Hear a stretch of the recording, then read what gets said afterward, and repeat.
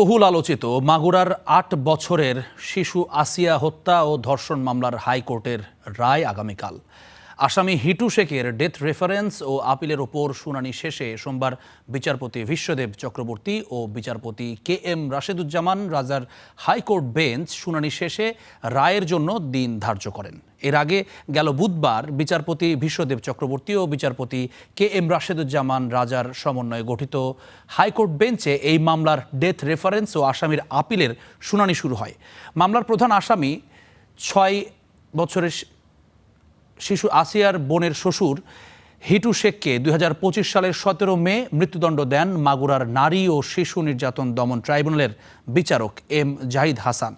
একই রায়ে মামলার অপর ৩ আসামি আসিয়ার বোনের জামাই সজীব শেখ, সজীবের ভাই রাতুল শেখ এবং তাদের মা জাহেদা বেগমকে খালাস দেওয়া হয়।